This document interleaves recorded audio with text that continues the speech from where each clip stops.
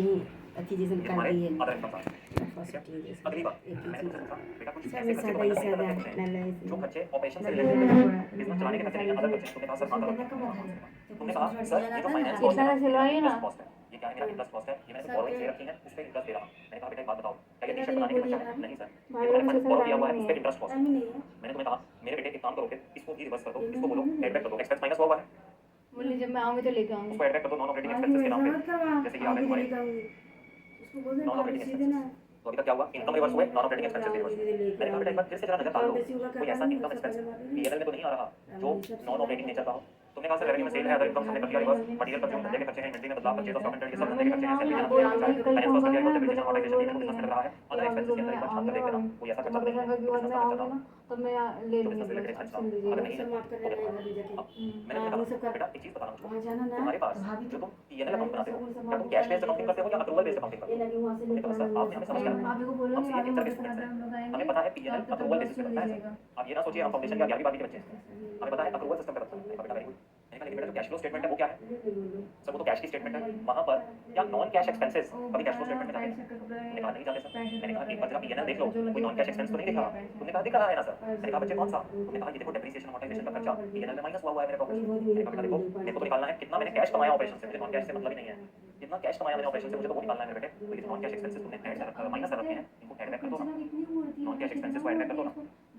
तुमने कहा तो सर मेरे पास अगर कोई नॉन कैश मान लेते हैं इनकम भी आ रही होगी तो क्या वो भी मुझे रिवर्स करनी पड़ेगी? करनी पड़ेगी। अगर कोई नॉन कैश इनकम वैसे तो नॉन ऑपरेटिंग में सारे रिवर्स हो जाएंगे, अगर फिर भी कोई रह जाता है तो नॉन कैश इनकम भी आपको इनकम में अगर एडेड है तो उनको भी रिवर्स करना पड़ेगा। मैंने कहा बेटा एक बात बताओ तुमने अपने प्रॉफिट्स में से सारे नॉन ऑपरेटिंग आइटम हटा दिए, सारे नॉन कैश आइटम हटा दिए, अब तुम्हारे पास क्या जनरेट हुआ? क्या तुम्हारे पास एक ऐसा ऑपरेटिंग प्रॉफिट जनरेट हो गया है जो तुम बोल सकते हो ये तुमने धंधे से कमाया? मैं यहाँ लिख रहा हूँ एक बार, क्या तुम्हारे पास एक ऑपरेटिंग प्रॉफिट जनरेट हो गया है और वो भी तुमने नॉन कैश आइटम रिवर्स करें थोड़ा बहुत कैश बेस्ड ऑपरेटिंग प्रॉफिट है। हाँ सर ऑपरेटिंग प्रॉफिट क्या होता है जो धंधे से अपन ने प्रॉफिट कमाया, ठीक है बेटा। अब सुनना सर एक बच्चा खड़ा हो गया क्लास में से, बच्चा कह रहा है बिल्कुल सर यहाँ तक की बात समझ में आई लेकिन मेरा एक सवाल है। मैंने कहा पूछो बेटा क्या सवाल? कहता है सर ड्यूरिंग द ईयर मैं सिर्फ कैश सेल्स को करता नहीं मैं तो क्रेडिट सेल्स भी करता हूँ। आपने अभी तक अपने पास क्या किया है, अदर इनकम वाले को रिवर्स कर दिया और इन एक्सपेंसेस में से भी जो नॉन ऑपरेटिंग या नॉन कैश वाले को रिवर्स। कहता है सर मेरा एक सवाल है, कहता है जो मैंने यहाँ रेवेन्यू कमाया इसमें कैश और क्रेडिट दोनों है और जो मैंने यहाँ परचेजेस करे इसमें भी कैश और क्रेडिट दोनों है। मानते हो इस बात को? परचेजेस कैश और क्रेडिट दोनों होती है। मैंने कहा सर मानता हूँ। मैंने कहा मेरे बेटे बिल्कुल सही कह रहे हो, मानता हूँ तुम्हारी बात। तो तुमने कहा मेरा ऑब्जेक्टिव क्या है? मैंने कहा आपका ऑब्जेक्टिव है कैश फ्लो निकालना ऑपरेटिंग एक्टिविटीज। अगली बार बच्चा बोला तो कहता है बेशक revenue from operations operating activity का पार्ट है लेकिन इसमें जितना क्रेडिट सेल्स है क्या वो मुझे रिवर्स करना पड़ेगा? और जितना मेरा क्रेडिट परचेज है क्या वो भी मुझे रिवर्स करना पड़ेगा? बोलो मेरे मैं आप पे इस बात का चुनाव छोड़ता हूँ, आप बताएंगे यस और नो। अगर मुझे ऑपरेटिंग प्रॉफिट से cash flow from operating activity मतलब कैश बेस्ड ऑपरेटिंग प्रॉफिट निकालना है तो क्या मुझे मेरे क्रेडिट सेल्स और क्रेडिट परचेज को भी माइनस करना पड़ेगा? यस और नो आप बताएंगे। मैंने बताऊँगा why why I need your participation in the class because मैं कोई कीर्तन में नहीं बैठा हूँ जहाँ एक बाबा बैठ के ज्ञान दे रहा है बच्चों को, बच्चे ज्ञान आधा ले रहे हैं आधा अपने बात के ऊपर से जा रहा है, वो कीर्तन नहीं चल रहा है हमारे पास। हम आपकी करियर के लिए हार्डवर्क कर रहे हैं, आपको साथ में हार्डवर्क करना पड़ेगा। हर बच्चे ने कहा जी हाँ बिल्कुल सर अगर कोई क्रेडिट परचेज है या कोई क्रेडिट सेल्स है तो हमें उसे रिवर्स करना पड़ेगा। मैंने कहा बेटा यहाँ से एक और बात थी, मैंने कहा फिर अगर तुम ये कह रहे हो ना तो बेटा एक्सपेंसेस में भी कुछ ऐसे एक्सपेंसेस आ सकते हैं जो कैश और क्रेडिट एक्सपेंस हो, मतलब अभी तक मैंने पे नहीं किया। मैंने कहा बेटा एक्सपेंसेस में भी कुछ ऐसे एक्सपेंस आ सकते हैं वो एम्प्लॉय की सैलरी भी हो सकती है जो कुछ कैश में गई है और कुछ क्रेडिट में गई। तो तुमने कहा मुझे बिल्कुल सर ये पंगा आपने गलत नहीं दिया। मैंने कहा क्या हुआ बेटा? तुमने कहा आपके पास सिर्फ पीएनएल बैलेंस शीट है, आपको और कोई डिटेल नहीं दिया गया कैश क्रेडिट सेल कितना है कितना नहीं है, कुछ नहीं है। आप कैसे निकालोगे credit sale credit purchase salary outstanding expense outstanding कितना है? मैंने कहा मैं निकाल सकता हूँ। बच्चे ने पूछा कैसे? मैंने कहा बैलेंस शीट की तरफ देखो, बैलेंस शीट में जितने तुम्हारे करंट एसेट्स हैं और जितनी तुम्हारी करंट लाइबिलिटीज हैं क्या तुम्हारे पास बैलेंस शीट में उसका अगर बैलेंस शीट अच्छे से पढ़कर आए हो तो क्या तुम्हें पता है कि हमें कंपैरेटिव नंबर्स देने होते हैं? क्या तुम्हें पता है हमें कंपैरेटिव नंबर्स देने होते हैं? लाइक लाइबिलिटी साइड ये रही मेरी करंट लाइबिलिटी, अगर मैं अपने ट्रेड पेबल दे रहा हूँ तो ट्रेड पेबल में ये रहा मेरा करंट ईयर ये रहा मेरा प्रीवियस ईयर, अगर अभी वो 1 लाख के हैं तो प्रीवियस ईयर 50,000 रुपये थे। और आउटस्टैंडिंग एक्सपेंसेस की अगर मैं बात करूँ अदर करंट लाइबिलिटीज की, ये अभी 20,000 है, पिछले साल 30,000 थी। और बेटा अगर मैं अपने पास एसेट साइड पर बात करूँ तो मेरे करंट एसेट्स में अभी मेरे जो डेटर्स आ रहे हैं वो लेट्स सपोज 50,000 जा रहे हैं, पिछले साल ये डेटर्स थे मेरे 70,000 के। और अदर करंट एसेट्स की अगर मैं बात करूँ ये अभी आ रहे हैं 30,000 के और पिछले साल मान लो 20,000 रुपये के। क्या ये मुझे नंबर्स मिल जाएंगे मेरी बैलेंस शीट में से? क्या ये नंबर मुझे मेरे बैलेंस शीट में से मिल जाएंगे? हाँ मिल जाएंगे ना सर, इसमें कौन सी बड़ी बात है? मैंने कहा अगर तुम इतने नंबर मेरे को दे दो तो बन गया मेरा कैश फ्लो। तुमने कहा क्या बात करते हो, मान ही नहीं सकते हम। मैंने कहा बना के दिखाता हूँ, मैंने कहा बना के दिखाता हूँ। मैंने कहा बना के दिखाओ, ये तो अभी सुनना ध्यान से, अब फोकस रहना, यहाँ पूरा गेम चेंज है। अगर आज से पहले कैश फ्लो पड़ा था तो वर्किंग कैपिटल चेंजेस की पकड़ मतलब हो गई होगी। ये प्लस होगा increase in current asset, decrease in current liability minus होता है, increase in current liability plus होता है, decrease in current asset minus होता है। मैंने नहीं पकड़ किया, को चल रही किसने होगी। किया? अब वो पकड़ को वाह, तो देख लो मेरे पर अच्छा है। रट्टेबाजी खत्म, लॉजिक सुनो।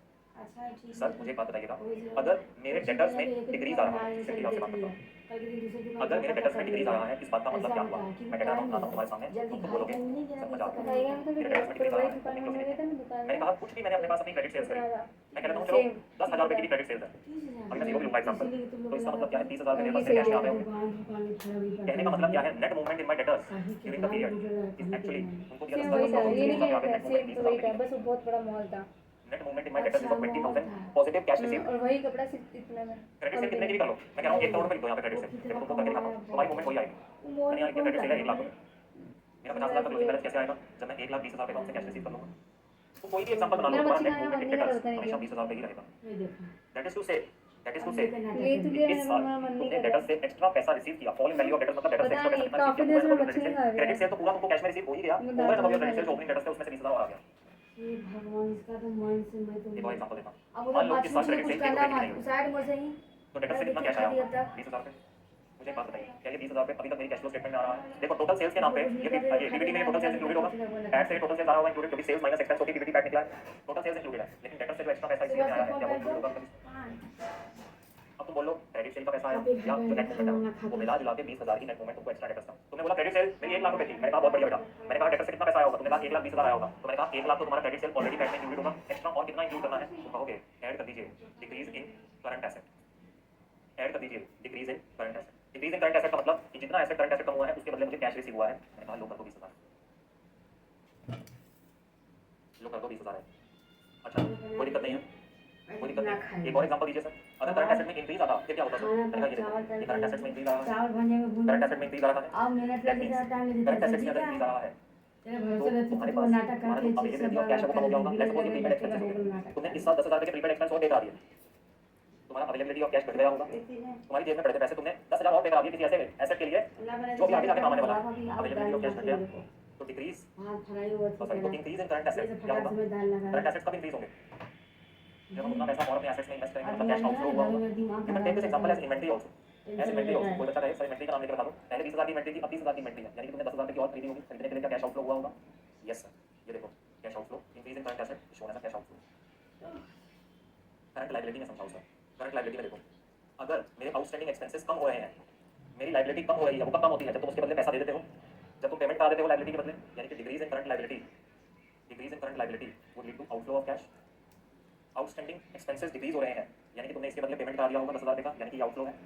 अगला आ रहा है, मैंने कहा अगर करंट लायबिलिटी बढ़ जाए, जैसे क्रेडिट टेबल्स में क्रेडिट टेबल बढ़ रहे हैं, यानी तुम्हें और क्रेडिट मिल गया, ज्यादा क्रेडिट मिला तो अवेलेबिलिटी ऑफ कैश बढ़ गई, तुमने पेमेंट नहीं कराया, जो नेट कैश अवेलेबल है पेमेंट कराने तो नेट कैश अवेलेबल कर जाता, तुमने पे नहीं कराया, कैश का ना जाना भी तो आना ही है, कॉस्टिंग वाले से बोलते हैं ना, तो नेट दो इंक्रीज इन करंट लायबिलिटी। ये जब तुम अपने पास सारा एडजस्टमेंट कर देते हो ना, यहाँ से तुम्हारे पास निकल आता है कैश फ्लो फ्रॉम ऑपरेशंस। देखो जो करंट एसेट करंट लायबिलिटी होते हैं ना वो तुम्हारे ऑपरेशंस का ही पार्ट होते हैं, तुम्हारे वर्किंग कैपिटल का पार्ट होते हैं। पता है ना working capital is current asset minus current liability, इसका मतलब क्या था? तुम्हारा वर्किंग कैपिटल में कितना पैसा इन्वेस्ट है, डेटर से कितना लेना है, क्रेडिटर को कितना देना है, नेट में तुम्हारा वर्किंग कैपिटल कितना है। इसके बाद अगर तुम अपने पास यहाँ से माइनस कर दो इनकम टैक्स पे, और मैं यहाँ पे बड़ा बड़ा लिख रहा हूँ पे जो एक्चुअली पेड इनकम टैक्स, और यहाँ पर जो एक्स्ट्राऑर्डिनरी गेन ऑपरेटिंग एक्टिविटी है एक्स्ट्राऑर्डिनरी लॉस माइनस हो जाएगा, गेन प्लस हो जाएगा of only operating activity now. PNL में सारे होते हैं, ऊपर हमने सभी को रिवर्स कर दिया है, हमसे ऑपरेटिंग एक्टिविटी में जो ऑपरेटिंग एक्टिविटी में हमको एक्स्ट्राऑर्डिनरी गेन लॉस है वो एडजस्ट कर रहे हैं, तो मेरे पास निकल आएगा अब ये चीज की वो चीज हमको आता है करने के लिए जिस फॉर्मेट का रट्टा मारने के किसने फोन लिए किया? अलग अलग तरीके लगाते हैं, उस फॉर्मेट को आज तुम लोगों ने लॉजिक अच्छा से उसकी माँ ने फोन किया, अभी उसी का फोन आया था। कभी उस फॉर्मेट को आज तुमने लॉजिक के साथ समझा। दोबारा से अपने दिमाग के लिए समराइज करो, तुम्हारे हाथ में क्या था? तुम्हारे हाथ में था प्रॉफिट आफ्टर टैक्स। तुमने सबसे पहले जो टैक्स प्रोविजन बनाया ना, प्रोविजन फॉर टैक्स एक नॉन कैश आइटम होता है, hello actual payment of tax अलग है, प्रोविजन फॉर टैक्स अलग है, बताऊंगा सब कुछ इस चैप्टर नंबर 1 तुमने सबसे पहले वो रिवर्स करी, जितने एक्स्ट्राऑर्डिनरी गेन लॉस सारे आइटम्स पीएनएल में आ रहे थे तुमने वो भी रिवर्स करी। तुमने कहा कोई इन्वेस्टिंग का एक्स्ट्राऑर्डिनरी गेन लॉस है वो भी पीएनएल में बैठा है, कोई फाइनेंसिंग का एक्स्ट्राऑर्डिनरी गेन लॉस है वो भी पीएनएल में बैठा है, सबको रिवर्स करो, ऑपरेटिंग इंक्लूडिंग सबको रिवर्स करो। तुम्हारे पास आया पीबीटी। अब इस पीबीटी में तुमने कहा जितने नॉन ऑपरेटिंग आइटम्स हैं इनकम हो चाहे एक्सपेंस उनका रिवर्स करो, तुम्हारे पास निकलता है ऑपरेटिंग प्रॉफिट्स। अब तुमने कहा इस ऑपरेटिंग प्रॉफिट्स में पीएनएल में कुछ ऐसे लाइन आइटम हो सकते हैं जो क्रेडिट बेस्ड आइटम है, क्रेडिट परचेज, क्रेडिट सेल्स, तो तुमने कहा चलो बैलेंस शीट में जितना मेरा वर्किंग कैपिटल का आइटम है करंट एसेट करंट लायबिलिटी, उनमें क्या मूवमेंट है? अगर इन्वेंटरी बढ़ रहा है यानी कैश आउटफ्लो हुआ होगा, अगर डेटर्स मनी पेमेंट आया होगा तो decrease in current asset add होगा, increase in current asset minus current liabilities. अगर मेरे आउटस्टैंडिंग एक्सपेंसेस घट रहे हैं दैट मींस पेमेंट आया होगा, एक्स्ट्रा पेमेंट जो करवाया उसको माइनस कैश आउटफ्लो कितना लिखूं। और ट्रेड पेबल्स बढ़ रहे हैं दैट मींस मैंने पे नहीं करवाया, अवेलेबिलिटी ऑफ कैश बढ़ गई है, increase in current liability add करो। ये करते ही तुम्हारे पास कैश फ्लो फ्रॉम ऑपरेशन आएगा। इनकम टैक्स जो एक्चुअली तुमने कैश में पे करवाया है माइनस करो। एक्स्ट्राऑर्डिनरी गेन लॉस जो ऑपरेटिंग एक्टिविटी से रिलेटेड करते हैं कैश में तुमको मिले हैं ऐड करो, लेस करो, तुम्हारे पास cash flow from operating activity. Sir बहुत टफ है, सर बहुत टफ है, हम नहीं कर सकते, हम नहीं कर सकते, कोई बात नहीं। दो से तीन क्वेश्चन एक साथ कर लो और उसके बाद तुम पूछना कितना टफ लगा है तुम लोग। जैसे जैसे हम क्वेश्चन करते जाएंगे लॉजिक जितनी नहीं बातें हैं अगर तुमने ध्यान से सुनी है तो लॉजिक तुम्हारे दिमाग में फ्लो करेगी और अपने आप दिमाग ऐसे ही चलेगा। अच्छा सर ने बोला था, सर ने बोला था, सर ने बोला लॉजिक ऐसे ही चलेगा। ये पूरा फॉर्मेट एज इट इज जो मैंने समझाया ये वही है सारा का सारा। नेट प्रॉफिट आ रहा है, इनकम टैक्स का प्रोविजन ऐड किया, extraordinary gain loss net profit before tax extraordinary item आ गया, एडजस्टमेंट किया non cash non operating item से depreciation amortisation dividend received interest received interest. मेरे पास आ गया cash flow before working capital changes, उसमें जो भी डिक्रीज इन करंट एसेट है वो ऐड कर दिया और increase in current liability add कर दिया, माइनस कर दिया increase in current outflow receive होता है decrease in current outflow. Cash flow from operation income tax paid minus किया, extraordinary exceptional gains relating to operating activity plus या minus किया and we have write that cash flow from operating activity. इसी के साथ इस chapter के concepts खत्म होते हैं। एक बार खा ले सर क्या बचा है इस तो चैप्टर में? छूट जाता है, एक बस बार नंबर खा ले सिर्फ और सिर्फ प्रैक्टिस, सिर्फ और सिर्फ प्रैक्टिस बची है। तो चलो सर फिर हमारी प्रैक्टिस कब होगा? आ जाओ बेटा इलस्ट्रेशन नंबर 6 पे। बहुत ही मजा आने वाला है। सर बर्तन धो रही है खाना में हो गया, बर्तन धो रही है 11.91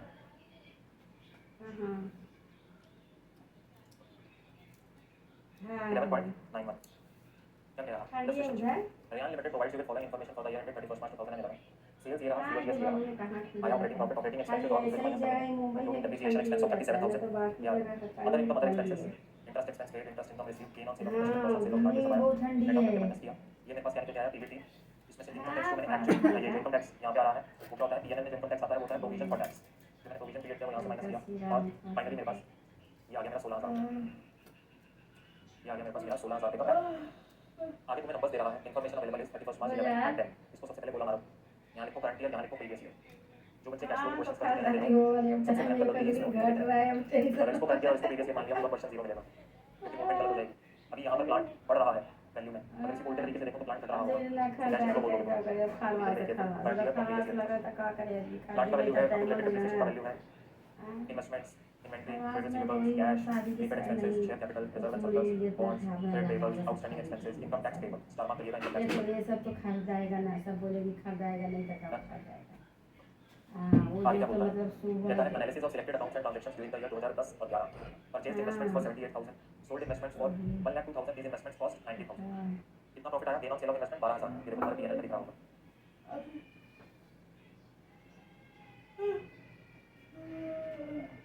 purchase plant assets for 1,20,000 sold plant assets that cost 10,000 with a cumulative depreciation of 2,000 for 5,000 issued 1 lakh bonds at face value in exchange for plant at 31st March ये क्या है नॉन कैश फाइनल कर लेते हैं, फिर इसके बाद छुट्टी हो जाता है थोड़ा इधर ऑर्डर कर repaid लेते rupees हैं 50,000 of bond at face value at maturity issued 15,000 in issues of gain paid cash dividend of 8,000 prepare cash flow statement as per ESP revised under indirect method using indirect काम मिलेगा भी देखेंगे ना, तो फिर method जी इधर इधर जरूरी है ना। क्वेश्चन वही है जैसा आपको एग्जाम में देखने को मिलने वाला है पीएनएल गिवन है बैलेंस शीट की पर्टिकुलर्स गिवन है अब देखो बैलेंस शीट को अपन रीड कैसे करते हैं मुझे कोई बच्चा बताएगा अगर मेरे प्लांट में इंक्रीज आ रहा है इस बात का मतलब क्या होता है परचेज ऑफ प्लांट या सेल ऑफ प्लांट अगर 5,05,000 से 7,15,000 हो रहा है दैट मींस ये मूवमेंट जो आएगी है 2,10,000 की ये क्या है परचेज ऑफ प्लांट या सेल ऑफ प्लांट ऐसा लगा है ना। परचेज ऑफ प्लांट है हाँ तो ये सब काम वाला तो फिर उसको रोकवा यहाँ पर अगर नीचे जाओ उसमें इन्फॉर्मेशन दिया है परचेज प्लांट एसेट फॉर 1,20,000 ये किसका प्लांट खरीदा issued 1 lakh of the bonds in exchange of a plant asset 1 lakh रुपए का प्लांट और खरीदा टोटल प्लांट खरीदे हैं 2,20,000 वाला क्या उसमें ऊपर मूवमेंट कितना था 2,10,000 सोल्ड प्लांट एसेट का कॉस्ट सबको मैसेज कर देंगे। डेप्रिसिएशन अलग है ये सेल किया है हाँ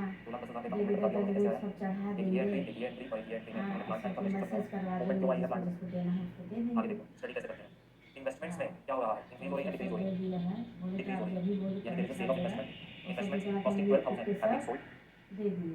there is a sale of investment costing 12,000 investment ले वो कह रहा है हमने परचेज किया है 78,000 का इन्वेस्टमेंट निकाल के देता है हमने परचेज किया है 78,000 का investment sold investment for 1,02,000 that cost 90,000 तो दिया 90,000 वाला इन्वेस्टमेंट अपन ने सेल किया मतलब इनका बोला कॉस्टिंग था 90,000 अभी अगर आपका हमने कितना देगा 12,000 का सेल दिखेगा सीवम के लिए दिया दोनों था पॉइंट से ये बात सीवा बोल खाली 12,000 का सेल दिखा हाँ रीडिंग करना सिखा अभी कर क्वेश्चन को अब समझो इसका हर क्वेश्चन का एक हाँ इंटरप्रेट इसका पापा का क्वेश्चन की नाम बात था जब तक तुमने उससे कनेक्ट तो किया उनको भी गलत कर दिए।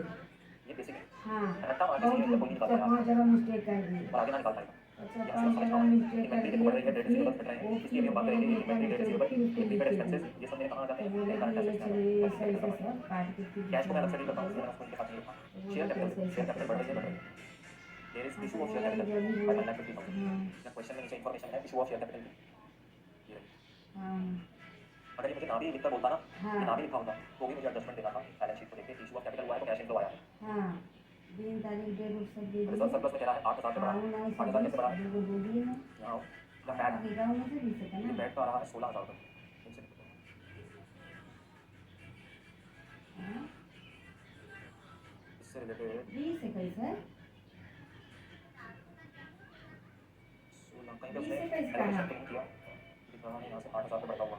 अरे 19 के हल्दी में दिया ना। ये देखो, ये देखो, ये 8,000 अप्रोप्रिएशन, मैंने क्या बोला था? हाँ कोई एलोकेशन तो नहीं किया उसने कहीं। अब पेड अभी कैश डिविडेंड, अब अभी देखो मैंने प्रॉफिट कमाया, पैट कमाया दिया तो कैसे 16,000 कहा? रुपये, उसमें से अब इस पैट में से मैंने क्या किया, 8,000 रुपये का डिविडेंड बांट दिया, अप्रोप्रिएशन हाँ कर तो दिया। सुविधा है तो मेरे खत्म हो रिजर्व गया सरप्लस ना कितने से बढ़े? 8,000 से बढ़े। रिजर्व सरप्लस कितने से बढ़े? 8,000 से बढ़े। ये देखो, पैट का नंबर। बॉन्ड्स, बॉन्ड्स में 50,000 का गेन आ रहा है, बॉन्ड्स में 50,000 हाँ का तो गेन आ रहा है। वही अभी कार्ड मैंने पर बॉन्ड्स के लिए क्या लिखा है किया, ना एक उसने यहाँ पे कि बॉन्ड इशू 19 किया के है, हल्दी मेहंदी अब 20 के ये रहा। हाँ बॉन्ड्स में 20 इंक्रीज आया के 50,000 का और उसने शादी तो रीपेमेंट कैसे करवा दिया दिया 50 लाख है के तुम्हें? बॉन्ड्स। तो नेट मूवमेंट हाँ बॉन्ड्स तो कितना आया, 20 प्लस के 1 लाख खाते माइनस में हो तो 50,000, उसका क्या प्लस लेना? 50,000 का मूवमेंट कितना। हाँ 21 के नहीं मजा आया, देखो जो उसने पर्टिकुलर नहीं है हम उसको ऊपर से टैली कर रहे हैं, इसलिए टैली कर रहा हूँ। ये क्वेश्चन में तो उसने एडिशनल इन्फॉर्मेशन डाल दिया, एग्जाम में जाके वही सारी एडिशनल इन्फॉर्मेशन उड़ा देगा। तो आएगा अपने आप में क्या हुआ होगा, कुछ छोटी मोटी बातें बता देगा, एक दो बातें जैसे कैश डिविडेंड किया है, bonds are issue for consideration of cash, ये सब छोटी मोटी बातें बता देगा, एक दो बातें बता देगा। Trade payables outstanding liability against working capital सबको पार्टनर जानते अभी कि करेंगे, इनकम टैक्स पेबल एक्सेप्ट।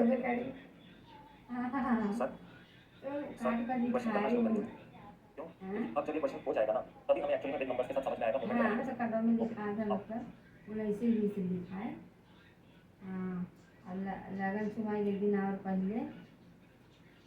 हाँ बेटा मैं जानता हूँ आप में से कई बच्चों ने लगा 12th स्टैंडर्ड में कैश फ्लो पढ़ा लगन होगा, छुमाता है अपने बच्चों के कॉन्सेप्ट स्ट्रांग नहीं है, लेकिन वो बच्चे मुझे बताना क्या आज तुमने कुछ नया सीखा हाँ जब मैंने कैश फ्लो के मैं कॉन्सेप्ट तो पढ़ाए, हाँ क्या कोई नया नजरिया मिला एक दिन तुमको, पहले मड़वा से over and above just your format, या चीज़ों को देखने का नया तरीका मिला। अब वहाँ हियाँ का धान हुआ जाए हमारा धान हियाँ है। हाँ तो तिलक चढ़े के ना है मठ में तो हाँ होगा। हाँ 1 किलो बहुत होगा। हाँ हाँ 1.25 किलो लगाने में मतलब सावा लगाई तो मतलब अच्छा है। हाँ सावा कोई चीज़ सावा से आदमी कर रहा है तो मतलब सो होता है। हाँ सावा से कोई चीज़ काम करे 1.25 किलो मतलब तो सो मतलब वो चीज़ से सब चीज़ शुरू हुआ। हाँ हाँ ऑपरेटिंग एक्टिविटी से स्टार्ट करते हैं। सबसे पहले पैट प्रॉफिट आफ्टर टैक्स कितना है, हाँ है ना हाँ 16,000 एड बैक करेंगे इनकम टैक्स प्रोविजन। हाँ मिल जाएगा गाँव में। पीएनएल में जो आता है ना बेटा, पीएनएल में वो हमेशा प्रोविजन होता है, कल की क्लास में इस पर डिटेल डिस्कशन दे दूंगा। बोल देंगे तो टैक्स पेड जो होता है वो मैंने निकालना होता है, आएंगे। बता दूंगा। हाँ नहीं मिलेगा कहीं हमारी तो पता ना लगा लेकिन हम प्रॉफिट बिफोर टैक्स बता इसके बाद देखिए देंगे एडजस्टमेंट फॉर जिससे कि आई तो ले लिया निमतिया नॉन कैश एंड हल्दिया करके नॉन ऑपरेटिंग आइटम्स। खाना सबसे पहले what all are my non cash items, depreciation expenses, ये मुझे कैश बेस्ड प्रॉफिट निकालने हैं तो नॉन कैश चीज़ों को रिवर्स करता हूँ। मालूम जानकारी डेप्रिसिएशन उसने कहा था 37,000 मैंने रिवर्स कर दिया, ऐड बैक कर दिया। नॉन ऑपरेटिंग आइटम्स में ये जो अदर इनकम अदर एक्सपेंसेस आ रहा है ना ये सारा हमारा इंक्रीज हमारे नॉन ऑपरेटिंग। अब देखो इंटरेस्ट एक्सपेंस पेड माइनस हो रखा है, ऐड बैक कर दो।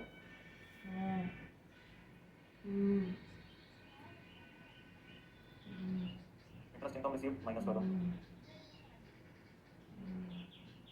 लगन चुमाओ के ना सुरेखा के ना gain on sale of investments minus कर दो। हाँ बोला कि माप दे दे जो ऐड हुआ है उसको माइनस करके रिवर्स करोगे ना, जैसे और लगन loss on sale of plant add back कर चुमाओ दो। सॉरी हाँ ऐड बैक हो जाएगा, माइनस हुआ है लॉस ऑन सेल बोला ऑफ। उसके नाप दे दे हाँ ये आइटम्स के बाद मेरे पास क्या है, कैश फ्लो, हाँ दे दिन तो लगन चुमाओ के वर्किंग कैपिटल चेंजेस, ये दो नाम है जैसे working capital changes, adjustment for non cash non operating items, ये तो थोड़ा याद करना है, बस इसी को याद करना है। हाँ नाप दिन का तब ना सी है हाँ ये लोग अब देखते हैं मेरे करंट एसेट्स करंट लायबिलिटीज में क्या क्या मूवमेंट आया है। फिर अपने पास अपने बैलेंस शीट के नंबर्स पर आ जाइए। बैलेंस शीट में सबसे पहले है इन्वेंट्री, इन्वेंट्री बढ़ रही है, मतलब कैश आउटफ्लो हुआ होगा, खरीदी है और इन्वेंट्री लास्ट ईयर तो रखी होगी। 2 दिन पहले जो है तो मतलब बोलोगे मैं इसके आ रहा है तब ना हाँ ट्रेड रिसीवेबल्स डिक्रीज हो रहे हैं, दैट मींस पैसा आ गया होगा। अब काहे कि हौसला के कर्ज का गिरना मेरे से तो नहीं बोली है।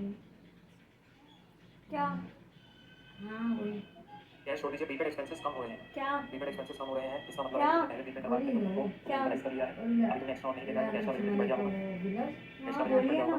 अगर ये बात ना समझ में ये आए तो तो फिर तो मेरे इन्वेंटरी के एग्जांपल से सोचिए, अगर इन्वेंटरी बढ़ेगी जब मिलेंगे तब दूंगी ना। इन्वेंटरी बढ़ेगी तो कैश आउटफ्लो, इन्वेंटरी बढ़ेगी तो कैश इनफ्लो। अब घटा आया तो करंट एसेट तो इनफ्लो होगा, ऐड होगा, तो वैसे ही समझ आता है, वैसे याद होगा। गई थी मंदिर में ये बोल रहा है डिक्रीज मुझे इन प्रीपेड एक्सपेंसेस 4000। अच्छा, share capital reserves of bonds trade payables, अभी तो ट्रेड पेबल्स पड़ रहा है, मैं ना उनको पेमेंट नहीं करवाया लायबिलिटी वालों हाँ। को, अवेलेबिलिटी ऑफ कैश बढ़ गया, ट्रेड पेबल्स अगर रखते थे कैश पेड करवा दिया, decrease in trade payables. Outstanding liabilities में इंक्रीज आ रहा है, अगेन अवेलेबिलिटी ऑफ कैश बढ़ा हुआ है। पहले ही चाहिए इनके पापा। हाँ जब नहीं है तब फोन करिए लेकिन ठीक है मेरे बेटे, बस इसके अलावा यहाँ और कोई लाइन आइटम नहीं आएगा, हमारा और आएगा मैं कैश फ्लो क्या फ्रॉम कर रहा था दूर ऑपरेशंस। रहा था कुछ हमारे करंट खाली एसेट करंट लायबिलिटीज यहाँ लिख दिए, लगाओ कभी कब से पान के पास आकाश से कुछ ऐसे 68000 कुछ माइनस 34 अब वो रही प्लस पट 100 मौरी प्लस रही 4 प्लस 10 which is 56000 पट मौरी माइनस करेंगे इनकम टैक्स पेड, इसके लिए बस मालूम बना ना इनकम टैक्स पेड माइनस करते ही आ जाएगा cash flow from operating activity. अरे पट मौरी जैसे मतलब कल्याणी हुई ना तो पट मौरी ना दो तीन गो रही cash flow from operating activity, अथी इनकम टैक्स का वर्किंग नोट अभी हम बनाएंगे, माथे में लगा के हाँ वो गाँव में लोग देवे लोग इतना लिख लीजिए। खोलो बेटा कौन हाँ रुको हाँ चलिए अब इनकम टैक्स का एक काम करिएगा, ये एक पेज छोड़ के वर्किंग नोट बनाइए। इनकम टैक्स पेड बंद नहीं हो रहा आपके पास अकाउंट खुला हुआ है, बंद आपको कर दिखाना है आपने एक्चुअल पेमेंट कितना किया। ये सुन, कैमरा लेके कर गया तो क्या हो रहा है? पता नहीं क्या बना, हाँ? तू गया था ना? कुछ नहीं बना। हाँ? ना वही अथी पट मौरी यहाँ यहाँ से इनकम जाए टैक्स पेबल यहाँ से यहाँ हमारे यहाँ से तो होगा मुँह से हमारे घर आए और क्लोजिंग बैलेंस है 3 हाँ करोड़। हाँ हाँ जो इस साल प्रोविजन बनाया होगा एंट्री क्या करी होगी बेटा, PNL account debit to income tax payable, हाँ पीएनएल अकाउंट हाँ डेबिट टू ठीक इनकम टैक्स है पेबल जिसका प्रोविजन बनाया नहीं बेटे से 7 दे माऊ ना मिली तो ठीक देख ली वो अच्छे देला का तो यानी ये जो 9000 रुपये का यहाँ पर बैलेंस दिखा रहा है वो क्या है, हाँ माऊ मौरी आ जो 9000 का बैलेंस दिखा रहा है क्या है, वही टैक्स सफा पेड दे रही एंट्री क्या होगी income tax payable account debit to bank account, ये तुम्हारा टैक्स पेड का नंबर है, तुम्हें एक्चुअली में पेड का ही नंबर चाहिए, जो प्रोविजन बनाया था तुमने ऐड करके तुम्हारा नॉन कैश नेचर का है, जो एक्चुअल कैश पेमेंट है वो 9000 रुपये।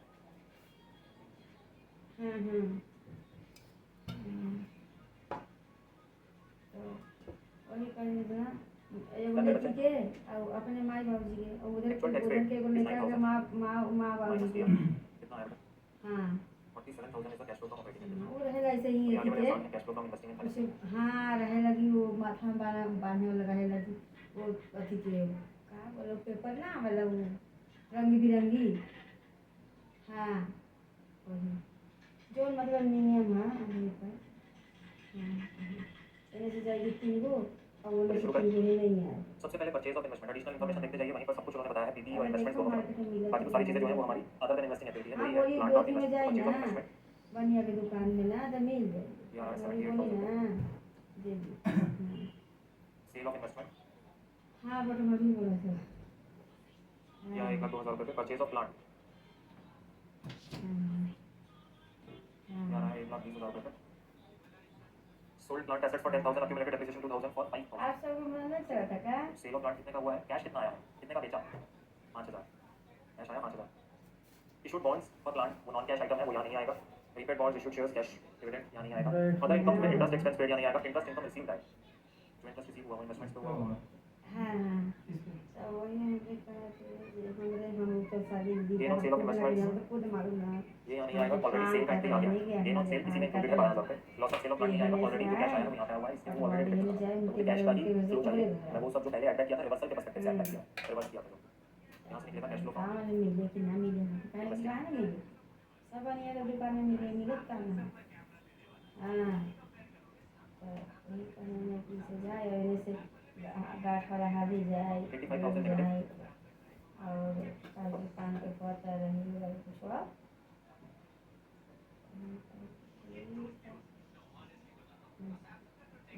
जान लगे तो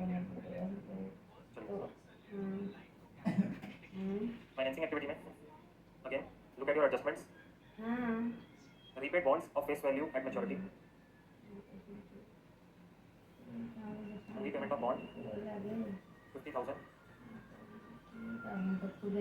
Issued share capital.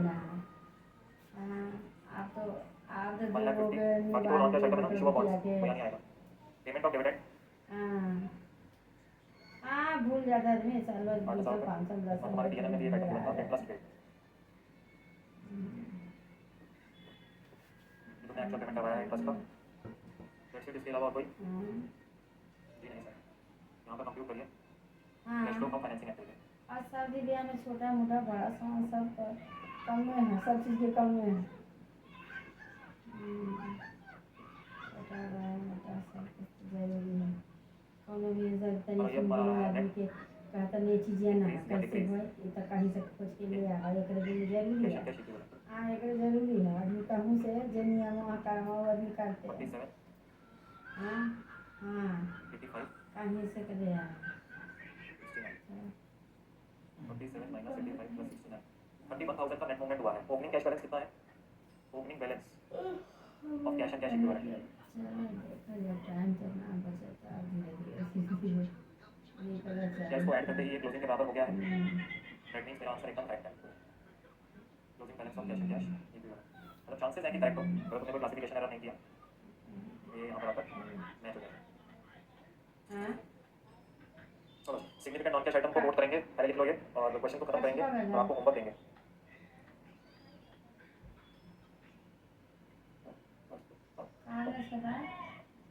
लिख लिया? चलो सिग्निफिकेंट नॉन कैश ट्रांजैक्शन, हाँ सब आ गया कार्ड है issued rupees 1 lakh of bond at face value in exchange for plant asset on 31st March 2011. That's it. Homework लिखिए बेटा, कंजन तो क्या है बोलने लगी, लिखिए ना। आज की क्लास का रिव्यू लो। कंजन क्या है बोलने लगी, ये हो गया, इलस्ट्रेशन 5 रह गया है, 11 हो गया। जी हमें आईपीएम क्वेश्चन नंबर 5 लिखना था, इलस्ट्रेशन 5 लिखना है। हमने आईपीएम क्वेश्चन 5 किया ना, वो आना चाहिए था यहाँ पे, कोई दिक्कत नहीं है। इनडायरेक्ट मेथड समझा दिया, इलस्ट्रेशन 6 करा दिया, ये 5 रह गया, कल करा देंगे कोई दिक्कत नहीं। इलस्ट्रेशन 5 लिख दिया, आईपीएम 5 करना था, वो कर दिया। पता है पांच का टारगेट हम लोगों ने अचीव किया है, बहुत बढ़िया। होमवर्क लिखिएगा, आप लोग अपने खुद करेंगे। इलस्ट्रेशन नंबर 4, ये वीडियो ना कार्ड इतना छपाई जब कार्ड इतना छपाई इलस्ट्रेशन 4 5 हटा दूंगा, 6 हो गया। अरे एक बार कार्ड में इनको कुछ इधर से बोल कल देखेंगे।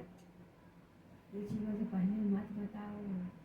इलस्ट्रेशन नंबर 9, इसको मैं माँ के दिल के खड़ा है ना, इलस्ट्रेशन नंबर 9, माँ के दिल के खड़ा है, कुछ ऐसा नहीं है मन में रखती नहीं है, तो तेजी से वो भी ले क्या हो गया? आती है। और करा देंगे आपको। ये चीज़ नहीं भूलना चाहिए। Practical question number 8, practical question number 8, मैं समझ रही है उसको जेठानी कुछ भी पैसा भी वो तो जेठानी ने बताया मतलब अपना जैसे खाना में जो ना कर दी तो मम्मी फोन बैठेगी ना चालू रे सासुने समाधि खड़ा था तो जेठानी जरा ने सबके बोली चलो आज इतना करके आओ, बता दी कोई दिक्कत नहीं है। बाकी कल देंगे, रिवीजन करना अपने पास। सीएफएस की आज की क्लास में पढ़ाया है, फॉर्मेट वगैरह याद कर लेना पूरा प्रॉपर एक्सप्लेनेशन। खाना ठीक है, आज के लिए बस इतना ही। ये मम्मी हम कल फिर मिलेंगे और करने के लिए हार्ड वर्क करने के लिए आगे बढ़ेंगे। क्या मतलब है, क्या कुछ मतलब नहीं, है? आगे बढ़ते रहिए, सीखोगे जी। क्या नहीं बताएंगे, ऐसा क्या बोल दिए मत बता अभी फोन से। आपके पास ये बैच अक्टूबर एंड हाँ। खत्म होगा। अरे वो बोली थी ना पीछे से। और मेरे कार्ड छपाने के लिए अच्छा thank you very much, God bless you, hard work करिए, आगे बढ़ते रहिए, all the very best, thank you very much. हाँ उसमें